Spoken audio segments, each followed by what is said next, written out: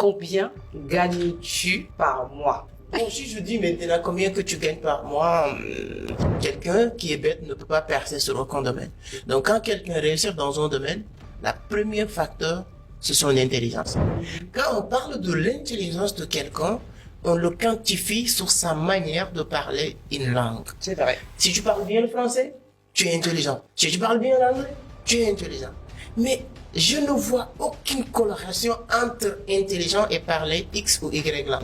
Comme on dit, un cancre qui passe tout son temps à passer à l'action a plus de sens qu'un génie qui ne passe jamais à l'action. Il y a beaucoup de gens qui pensent que les gens qui ont beaucoup d'argent ou qui font beaucoup d'argent, ils sont souvent trempés dans des choses un peu, tu vois, un peu bizarres, un peu louches et tout. Je veux savoir, est-ce que toi, dans ta vie, tu as déjà fait de l'argent sale? Oui ou non? Ou mettre des petites arnaques? Quelqu'un qui fait de la drogue, Ouais. son argent est sale. Bah Mais oui. un peu. Moi, je ne le considère pas comme un argent sale. Pourquoi? Je vais vous expliquer. Il y a un business qui s'appelle Qnet. Beaucoup de personnes le connaissent au Sénégal. Moi, j'ai rentré sur Qnet. Ah, j'ai entendu parler. J'ai rentré. Moi, la curiosité de savoir. Moi, je ne me limite pas sur ce que les gens disent. Quand j'ai rentré sur Qnet, Tu préfères 100 000 euros cash ou 10 minutes en tête à tête avec Elon Musk? tu sais, quand il y a une femme belle, tu es motivé déjà pour travailler. Ah, d'accord. Ok, bah soyez juste belles les femmes. Soyez juste belles. Vendre ton âme au diable pour devenir riche ou rester musulman. Comme tu vas chercher là.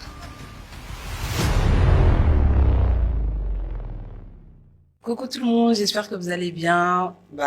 Bienvenue sur notre chaîne et sur notre podcast, accompagné de notre très cher Amadou Seck qui aujourd'hui est venu tout en beauté. Il fallait que je le souligne. Comment tu vas, Amadou? Merci Sarah. J'ai regardé sur les commentaires de nos dernières vidéos. Je vois que il y a beaucoup de féministes partout qui me disent que c'est que tu t'es fait écraser. Ta manière d'habiller, je me dis la prochaine fois là, je vais bien le préparer. Et j'espère que vous n'allez pas me dire la même chose cette fois-ci. Non, impossible. Là, machallah. Ah super. Alors on est là juste pour la communauté, hein, partager toujours. C'est ça. Et toi, ça va, ça se passe bien? Ça va, alhamdoulilah. La semaine, ça s'est bien passé? Très bien, très bien. Un peu fatiguée parce que j'étais à un mariage. Ouais, exactement. Les week-ends, comme tous les femmes, hein. Les week-ends, c'est pour les mariages. Ouais. C'est ça. Ah, c'est bien. Du coup, aujourd'hui, on va parler, comme d'habitude, d'argent et d'argent. Ouais. Mais je rigole, on va parler d'autre chose aussi quand même. Exactement. On va parler de développement personnel, de mindset, de relations de couple et aussi de développement personnel. Alors, on va démarrer tout de suite parce que je sais que les gens sont impatients. Ils m'ont dit, c'est quand le prochain épisode? C'est quand? Ouais, exactement. Donc, Seck, on va savoir des choses sur Seck aujourd'hui encore. Alors, une question qui est très délicate, Ouais. que peu de gens osent dire. Demander et tout. Voilà. Ouais, ok. Mais moi, tu me connais, moi, je suis grave curieuse. D'accord. Donc, je veux savoir, aujourd'hui, si on te pose la question Seck, combien gagnes-tu par mois? Là, maintenant, en ce moment. Combien gagnes-tu par mois? Bon, tu sais, quand on est en Afrique, surtout au Sénégal, c'est des sujets tabous. Les gens ne parlent pas de combien je gagne, ils parlent pas de sexualité. C'est des sujets que les gens n'aiment pas parler, aborder. Mais comme tu as dit, hein, nous, on se cache pas. Quand je pars au resto, je suis, en flagrant délit. Les gens, qui me disent, mais c'est que je dis non, je suis pas fils du président, je suis pas aussi le fils de, comment il s'appelle, Poutine. C'est parce que dans ce planète, il y a que les enfants de Poutine qui doivent se cacher. Ah, en tout cas. Bon, si je dis maintenant combien que tu gagnes par mois, tu sais, moi, j'ai pas un salaire fixe. Ça Ouais. aussi, il faut prendre en compte cet aspect, c'est très important. Mais les entrepreneurs, en général, ils ont pas de salaire fixe. On a juste des revenus qui viennent de gauche à droite, j'ai certains revenus passifs income qui sont fixes, c'est certains, je donne un exemple terre à terre. Les gens qui me suivent sur YouTube, qui passent par YouTube. YouTube, c'est un revenu que je ne sais pas combien que je vais gagner Oui, le mois bien prochain. sûr. Bien sûr. Et souvent, on tourne autour de 400, 500 000, souvent plus, et ainsi de suite. Ça dépend de Maximo, de partage qu'ils vont faire tout ça pour gagner plus. Vous avez entendu? Faut bien partager, bien liker. Ça permet que le mois prochain, les gains de YouTube vont augmenter. Alors, moi, aujourd'hui, mais si je te donne un fourchette, je peux te dire que je suis sur les 15 000 $ par mois.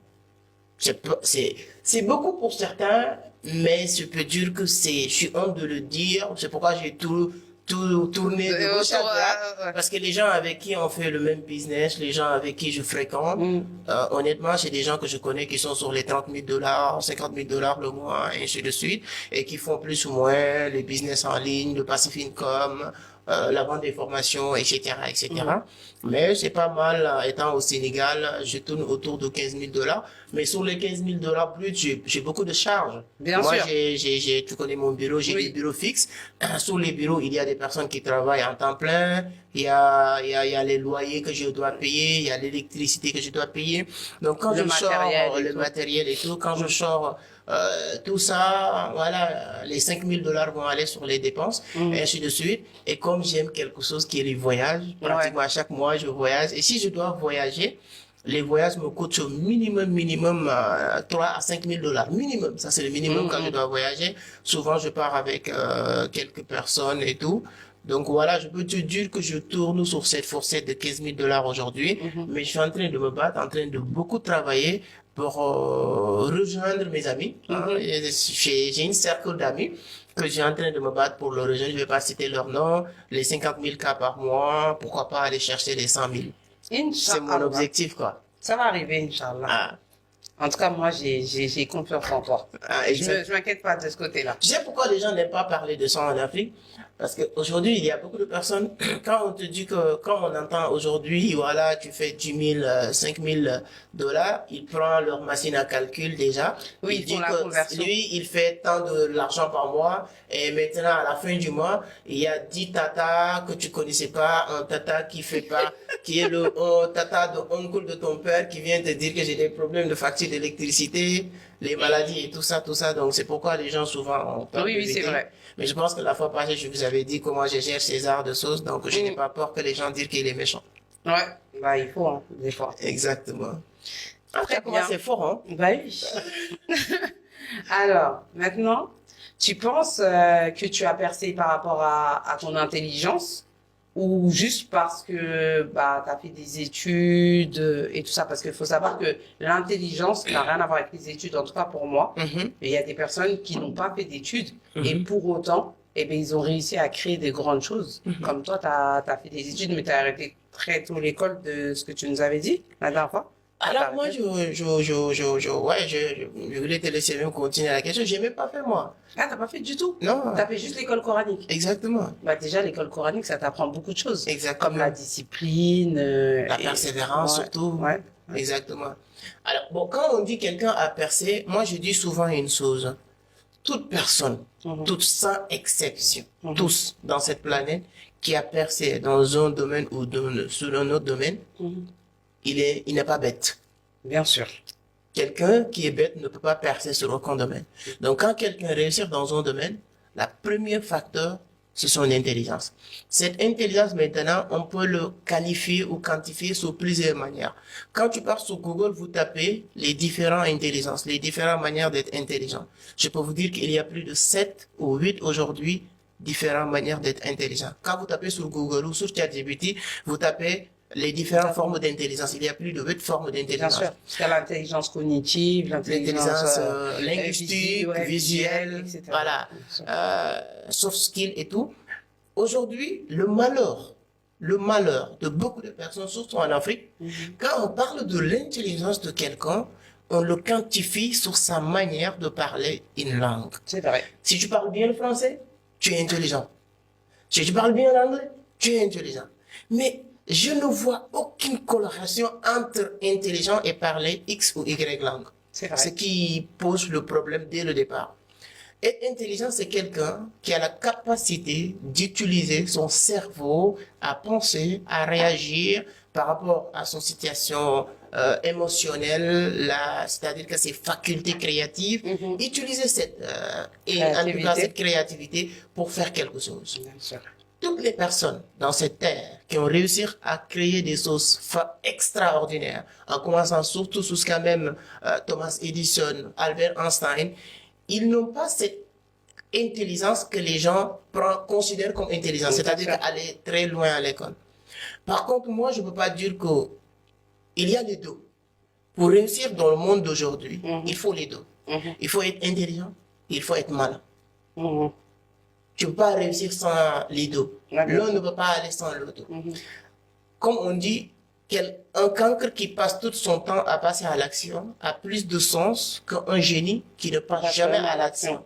Donc si aujourd'hui, tu as cette faculté de pensée, de créativité, d'imagination, et tu le associes avec un peu d'intelligence, être malin, de chercher à comprendre. Être malin, ça veut dire quoi? Moi, je suis là, je veux faire je profite pour remercier toute notre équipe technique qui sont vraiment tout à l'heure en train de tout faire pour nous donner cette rendu. Alors, si tu veux arriver à leur niveau, le malin, c'est de leur côtoyer, c'est d'être dans cet orgueil. Il y a beaucoup de personnes, pourquoi ils ne peuvent pas être malins, ils sont orgueilleux. Mon cher ami, je vais apprendre ça, tu peux m'apprendre ça, comment faire ça, comment faire ça. Maintenant, avec ton imaginaire, ton esprit créatif, tu peux faire quelque chose d'extraordinaire. Alors moi, avec beaucoup de modestie, je peux dire que j'ai lié les deux. J'ai essayé d'être le maximum. Et quand je dis intelligent, apprendre le maximum possible et être humble le maximum possible pour apprendre aujourd'hui aussi avec les gens que je veux côtoyer, les gens que je veux arriver à leur niveau. Je viens de vous dire que je veux atteindre X montant par mois. Mais pour cela, mon intelligence seulement ne suffit pas. Il faut être malin, être dans un réseau, dans un groupe, des gens qui ont déjà fait ce que j'ai envie de faire. Et en ce moment-là, qu'est-ce qui va se passer? Ça me permet de savoir qu'est-ce qui manque par rapport à ce que je fais. Qu'est-ce qui manque par rapport à ma manière de faire la chose? Qu'est-ce que je dois rajouter que je n'ai pas encore rajouté dans mon sauce? Et c'est à partir de là, tu vas trouver le pièce qui manque de ton puzzle et tu peux faire des choses extraordinaires. Je peux dire que les deux à la fois. Ok, super. Merci pour la réponse. Alors sinon, j'ai une autre question et peut-être tu vas rire. Il n'y a pas de problème. On dit souvent que les hommes, il y a beaucoup de gens qui pensent que les gens qui ont beaucoup d'argent ou qui font beaucoup d'argent, ils sont souvent trempés dans des choses un peu, tu vois, un peu bizarres, un peu louches et tout. Je veux savoir, est-ce que toi, dans ta vie, tu as déjà fait de l'argent sale?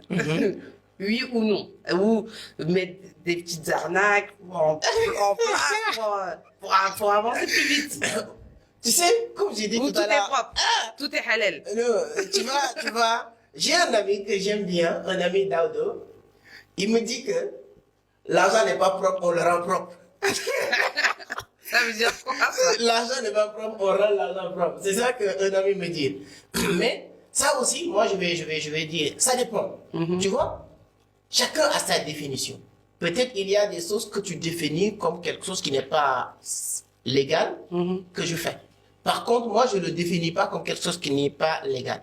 Alors, moi, si je prends dans le monde d'aujourd'hui, je donne son exemple bizarre. Quelqu'un qui fait de la drogue, son argent est sale. Mais oui. Un peu. Moi, je ne le considère pas comme un argent sale. Pourquoi? Je vais vous expliquer. Je vais t'expliquer pourquoi je ne considère pas quelqu'un. Pourquoi l'argent de la drogue est sale? Parce que le gouvernement ne peut pas mettre la main dessus, ne peut pas mettre des impôts. C'est-à-dire que c'est hors contrôle du gouvernement.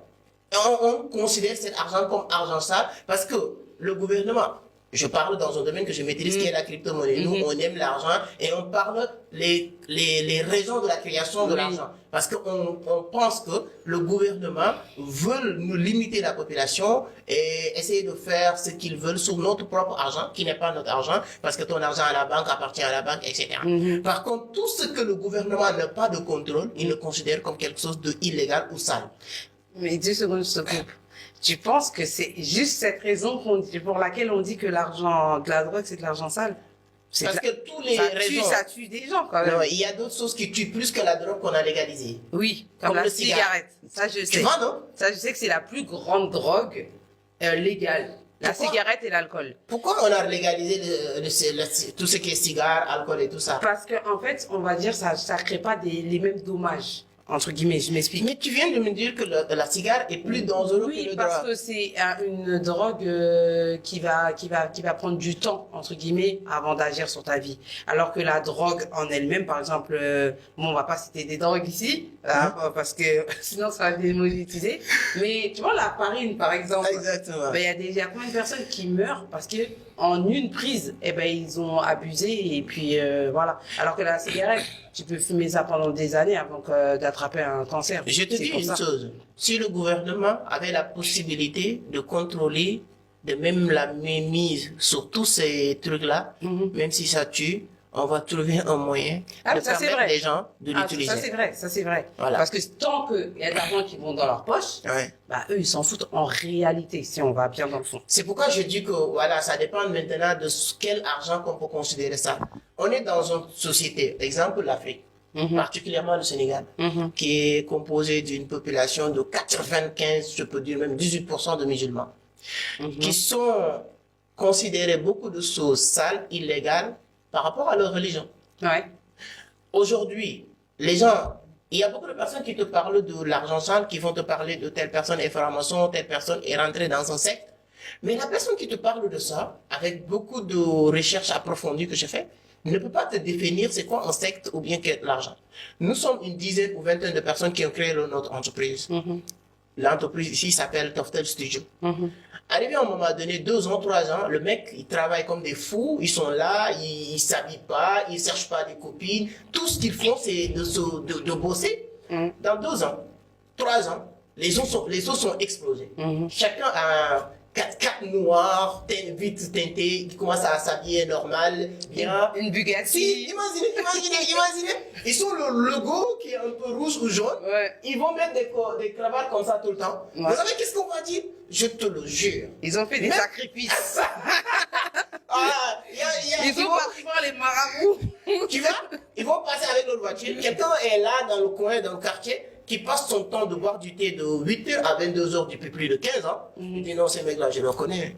Ils ont grandi ici. Ce qu'ils sont faits là, si tu le fais toi aussi, tu vas avoir de l'argent. C'est vrai. Mais ce qu'ils ont fait, c'est du travail. Oui, bien sûr. Donc, il y a beaucoup. Et avec le temps, les riches, j'ai compris le secret des riches. Quand les riches découvrent quelque chose, ils vont rendre la sauce inaccessible. Oui, c'est vrai. C'est vrai. C'est-à-dire que ce qu'on appelle dans le langage des riches, barrière à l'entrée doit être élevée. Le barrière à l'entrée. C'est-à-dire que pour que les gens puissent pénétrer dans votre réseau, on doit trouver un moyen, peu importe le mécanisme, pour que tu ne peux pas venir juste rentrer. Ça, c'est vrai. Tu vois les notaires au Sénégal ou partout en Afrique, tu ne peux pas venir juste être notaire. Parce que c'est un secteur qui a de l'argent, mais on doit le protéger. Si aujourd'hui les riches trouvent un moyen, tu vois, il y a un moment donné, les Ghanéens, quand ils ont commencé à découvrir les business en ligne sur Internet, en voulant pas que les gens pénètrent ces marchés, ils sont payés de l'argent pour qu'on joue des films où on va en train de tuer des bébés. Ouais, j'ai capté. Mais ça n'existe nulle part. Mais on te prépare mentalement pour que toi tu crois à ça. Il y a des gens qui peuvent croire à ça. Après, est-ce que ça existe nulle part? Je sais pas trop, mais ouais. Tu sais, des fois, il y a des choses que les humains, ils inventent, ils font de la fiction, mais le cerveau humain, il est tellement complexe que ça se transforme en réalité. Comme il y a certains films aux États-Unis, c'était des fictions à la base. Et des humains, ils ont regardé, et il y a un truc qui a pété dans leur cerveau et ils ont voulu le reproduire en mode réel. Non, ça c'est partout. Je vais lui donner 2 histoires qu'on m'a racontées. La première, c'est l'un des pays que j'adore, qui est la Côte d'Ivoire. On m'a dit que, en période de leur crise de 2011, il y a des gens qui étaient pro Alassane Dramane Ouattara, qui sont dans les pays puissants, les occidentaux. Ils ont décidé de faire des choses sales et mal, c'est-à-dire que il y avait beaucoup de morts, tout le monde le sait. Qu'est-ce qui s'est passé? On vient lui demander de donner des ordres pour qu'on puisse faire telle ou telle chose. On fait ça, on le filme. On vient te montrer les vidéos et on garde les vidéos. Pour que demain, quand tu rentres dans cette, comme on le dit, France-Afrique ou autre chose, tu peux plus sortir. C'est pas uniquement toi. Bien sûr. J'ai rentré dans un business, ça fait très longtemps, il y a C'est un peu ce qu'il 2018. avait fait, Puff Daddy, là. Voilà, exactement. Pour contrôler les gens. Quand tu rentres dans certains business, on t'oblige de faire quelque chose. Cette chose que tu fais n'a rien à voir avec le diable ou avec Oui, le des fois, pouvoir. ça peut Mais être- on te fait quelque chose qui fait que tu peux plus sortir. Il y a un business qui s'appelle QNet. Beaucoup de personnes le connaissent au Sénégal. Moi, j'ai rentré sur QNet. Mhm. Ah, j'ai entendu parler. J'ai rentré. La curiosité de savoir, moi, je ne me limite pas sur ce que les gens disent. Quand j'ai rentré sur QNet, les gens qui sont QNet, je vais donner des choses qui font qu'ils vont comprendre. Quand tu rentres, c'est le prix d'achat d'entrée, c'est 400 000. Le contrat que tu signes n'est pas un business que tu as intégré, mais tu as acheté un produit. On te donne un colis pour te dire que c'est contre tout ce qui est radiomécanique, tout ça, ou montre, anyway. Mais ensuite, on te donne un plan de compensation pour le business. Le plan de compensation, c'est que tu amènes les gens pour gagner de l'argent. Il y avait des formations. J'ai fait une formation qu'on appelle changement de paradigme. J'ai fait la formation qu'on appelle traitement de liste. C'est cette formation qu'on t'apprend quelles sont les personnes qui doivent intégrer ton réseau. Ainsi de suite, ainsi de suite. Donc, je connais le business. Il y a des gens qui m'ont dit, dans le business, parce que je n'étais pas arrivé à ce niveau, tu arrives à un certain niveau, il y a formation de 3 jours qu'on fait dans une autre dimension ou bien d'autres endroits. Les gens qui vont faire cette formation de 3 jours, ils vont le faire nu. Hein? Désolée, mais c'est nerveux. T'as dit, ils vont faire quoi? Ils vont faire cette tout formation. nu, tout nu. Toutes les personnes qui vont faire cette formation. Genre, les filles et les hommes, ils sont Tout le mélangés, monde. quoi. Ah, putain. Non, mais c'est pas vrai. Non, c'est vrai. Quoi? Je peux te confirmer à 90%. Je te parle de quelque chose que j'ai fait. Je t'ai vu tout nu. Non, je n'ai pas non, je te dis, c'est pas pour dire que moi je n'ai pas fait. Ouais. Donc je suis devant les caméras sur le jus, sur ma main à couper. Ouais. J'étais pas arrivé à ce niveau. Ouais. Mais on m'a fait comprendre que, arrivé à un certain niveau, Oui. parce que c'était niveau par niveau, Ouais. il y a une formation comme ça. Mais qu'est-ce qui se passe? Qu'est-ce qui se cache derrière cette formation? Quand vous apprenez la manipulation, ce qu'on appelle, moi je lis beaucoup de livres qui parlent de la manipulation, comme Robert bien Greene sûr, et bien tout sûr. ça, Ouais. les lois de la nature humaine. Quand tu arrives à faire certaines choses dans certains dupes, Ouais. on a des trucs qui fait que tu es condamné Oui, à rester. c'est vrai, j'ai capté. En fait, ils te disent, t'arrives à ce niveau-là, tu vas te mettre tout nu. Ils vont te filmer et comme ils ont ta nudité, bah là, ils peuvent te faire tout ce que tu veux. T'es leur marionnette en gros. Je pense que l'argent sale, quelque part, c'est ça. Ouais, bien moi, sûr. je suis Voilà, pas je suis d'accord dans d'accord avec ça. toi. Mais maintenant, moi, si c'est personnel, moi, personnellement, j'ai fait l'argent sale. Il y a des gens qui m'ont écrit pour me dire, est-ce que crypto est halal? Il y a Ouais, des gens c'est qui vrai, me disent, c'est vrai. tu vois, non? Ouais, c'est Il y a vrai. des gens, si je dis oui, je n'ai jamais fait l'argent sale, des personnes vont me dire que l'argent que tu as gagné sur la crypto, c'est l'argent sale. Oui, c'est vrai. Et puis encore, il y a des gens qui te disent, la vente des formations que je fais. J'ai jamais obligé personne d'acheter mes formations. J'ai partagé énormément, plus de 1500 contenus sur la crypto. J'ai donné plusieurs versions, les tutoriels, etc. pour que les gens apprennent avec moi. Les gens qui veulent aller plus loin, il y en a des milliers de témoignages qui sont satisfaits à travers mes formations. Mais il y a une ou deux personnes qui vont sortir pour te dire que l'argent que tu fais sur la formation, tu le fais sur le dos des gens, c'est l'argent sale, et ainsi de suite. Donc c'est pourquoi ce sujet-là, c'est très vaste. Ouais, mais bien moi, sûr. je peux te dire que j'ai jamais fait l'argent sale, t'inquiète pas. Bah, de toute façon, ça m'étonnait pas. Je me suis dit, pourquoi il a parlé tout ça temps? Mais non. Il n'y a pas de problème. Mais de toute façon, j'en doutais pas. C'est pas parce que je te connais, parce que je te connais quand même, tu vois. Ouais, exactement. Donc voilà. Bah maintenant, on va passer à la partie que vous aimez tous, les questions-réponses. Comme ça va être plus rapide. La cadence, ça va changer. D'accord. Alors, Sec, tu préfères 100 000 euros cash ou 10 minutes en tête-à-tête avec Elon Musk? 100 000 euros. Cash, tout de suite là. Ouais. Il y a dans la valise là. 100 000 euros. Ouais. 100 000 euros, c'est presque 200 millions, hein, 160 millions de CFA. 10 minutes de tête-à-tête avec Elon Musk. Si ça va être en public, je préfère les 10 minutes avec Elon Musk. Si c'est-à-dire que j'ai la possibilité de le mettre en public, on le filme, il y a les télés et tout ça, je fais 10 minutes tête-à-tête avec Elon Musk, je préfère ça, je pense. Ouais. Parce que tu sais que ça va te rapporter beaucoup Oui, derrière. et je vais te raconter, c'est des questions rapides, mais je te raconte l'histoire qu'on m'a racontée sur Aliko Dangote. Il y a quelqu'un qui est venu pour lui dire que j'ai besoin d'aide, je suis ton cousin, nanani, nanana, il a beaucoup parlé. Donc, bref, pour résumer l'histoire, Aliko Dangote dit, ok, d'accord, je vais t'aider, je vais faire quelque chose que j'ai jamais fait pour toi. Il a accompagné le jeune jusqu'à la porte de son entreprise et lui dit, au revoir, à la prochaine. Ça s'arrête là. Ouais. Le mec est déçu, il dit que non, le mec, il est méchant, il est milliardaire. un gars, il dit qu'il va m'aider comme ça. Mais dès qu'il sort, tous les journalistes me disent, comment tu as fait pour rencontrer Dangote? C'est qui pour toi? Nanana. Le président de l'Indonésie l'appelle pour lui dire qu'on veut que tu aies notre ambassadeur dans ton pays. Parce que tu es proche de Dangote. Donc, pour dire que je pense qu'être tête à tête avec Elon Musk publiquement, quand je sors, si j'arrive au Sénégal, Diomaye va m'appeler. Sûrement. Donc, je préfère très avec Elon Musk, ça c'est sûr. Et en même temps, je suis fan de lui. Moi, il y a deux personnes qui m'inspirent aujourd'hui dans cette planète en business. C'est Elon Musk et Oussama Ammar. Machallah. Ouais, ce sont les deux personnes qui me fascinent vraiment sur le business. C'est vrai qu'ils sont très forts, hein. Ouais. C'est vrai, c'est vrai. Alors, question suivante. Tu préfères une femme super belle, mais très toxique. Belle. Attends, laisse-moi finir. Ou une femme normale, mais ultra loyale. Belle. Vous avez vu comment les hommes, ils pensent? Belle. Voilà les femmes. La loyauté, là, en fait, ils ont rien à foutre. Ça fait mieux. Regardez, écoutez-le, hein. Là, tu sais, quand tu as une femme belle, tu es motivé déjà pour travailler. Ah, d'accord. Ok, bah, soyez juste belles, les femmes. Soyez juste belles. Et après, vous pouvez vous mettre avec un millionnaire, un multimillionnaire. Soyez juste belles, hein. C'est très important, hein. C'est très important pour les femmes. En tout cas, alors, un business qui rapporte, mais que tu détestes, ou un projet qui te tient à cœur, mais il n'y a pas d'argent? Là, ça dépend. Si c'est juste un travail qui rapporte, ou un business, je sais pas. La question c'est... Est-ce que tu préfères avoir un business? Ouais. Tu es dans un business où tu as créé un business qui t'apporte de l'argent, mais en vrai, tu as la flemme de te lever le matin, tu détestes ce que tu fais, tu détestes, mais au moins tu as l'argent. Ou tu préfères quelque chose que tu aimes vraiment faire, mais qui te rapporte rien du tout?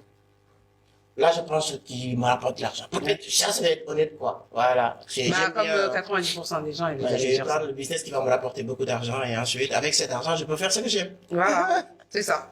Alors, 1 million d'abonnés qui te suivent aveuglément ou 10 partenaires stratégiques qui t'ouvrent les portes? Je connais déjà la réponse.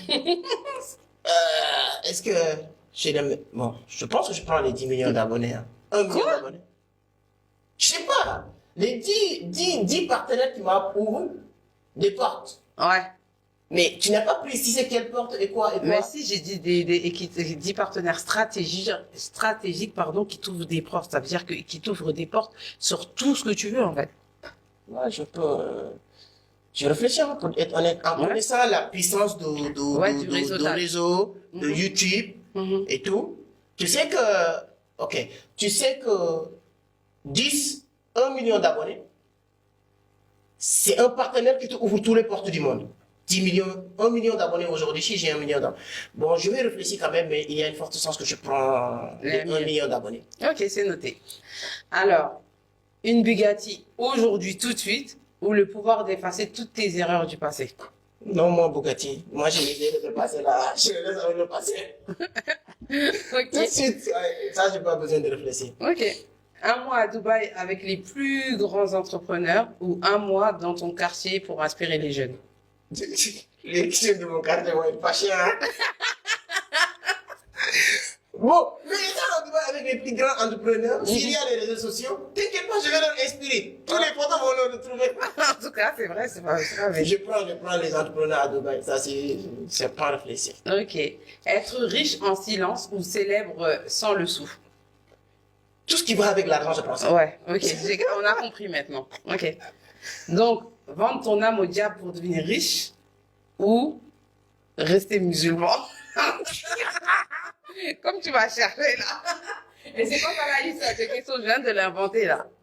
Ah, c'est quoi le diable d'abord? Hein? C'est quoi le diable? Ouais. Shaitan. Quelles sont les conséquences? Quelles sont les conséquences? Donc, vendre ton âme au diable, quoi, c'est ça? Non, c'est-à-dire... On peut aimer l'argent comme ça? Non, c'est-à-dire que, regarde. J'ai bien dit, vendre ton âme au diable ou rester musulman. Ça veut dire que, sous-entendu que si tu vends ton âme au diable, là, c'est que tu n'es plus musulman. Je vais te raconter une chose, hein. Est-ce que tu sais qu'être musulman, c'est juste dans ton cœur? C'est même pas ce qu'il dit. Là, il est possédé. Il est possédé par l'esprit de l'argent. Je demande, est-ce que tu sais ça d'abord? Moi, je n'ai pas encore décidé. Est-ce que vous savez que être musulman, c'est dans le cœur?